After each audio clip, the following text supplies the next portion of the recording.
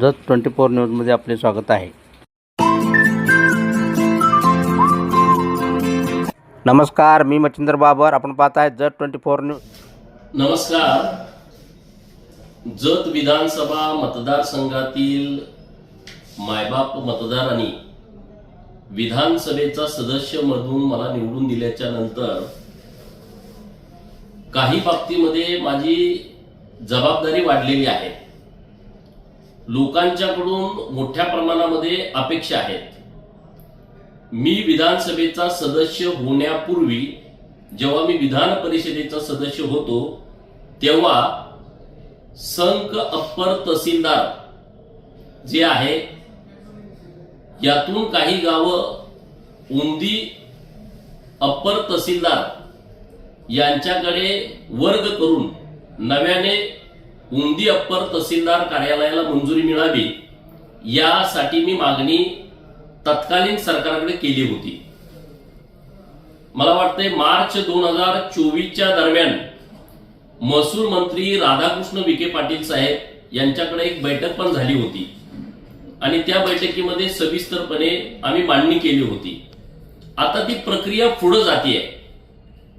संक आणि उंदी मध्ये पूर्वीपासून काही बाबतीमध्ये विवाद आहेत आणि त्यामुळं उंदी परिसरातील लोकांची मागणी आहे की उंदीला नवीन अप्पर तहसीलदार व्हावं आणि त्यानुसार नव्यानं प्रस्तावित जे उंदीला अप्पर तहसीलदार कार्यालय केलेलं आहे त्यामध्ये 22 गावांचा समावेश आहे।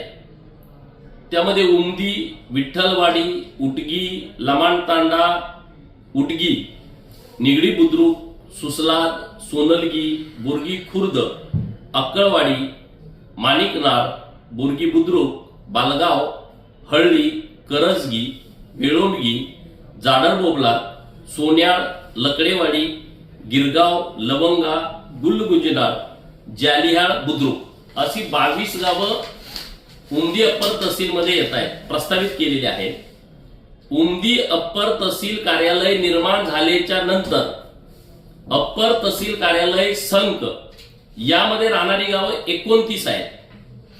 त्यामध्ये संक, गोंधळेवाडी, खंडनाळ, दरीबडची, लमाणतांडा दरीबडची, आसंगी तुर्क, कागनरी, मोठेवाडी आसंगी, धुळकरवाडी, अंकलगी, कुलाळवाडी, सिद्धनाथ, जालियाळ खुर्द, पांढरेवाडी, तिकोंडी, पांडोजरी, पारधेवस्ती, करेवाडी तिकोंडी, कोणतेव बोबलाद, करेवाडी कोणतेव बोबलाद, मोठेवाडी कोणतेव बोबलाद, कोणबग्गी, मोरबग्गी, भिवरगी, माडग्याळ, फसफेट, गुड्डापूर, आसंगी, जत आणि तिल्ल्या असे 29 गावांचा समावेश आहे।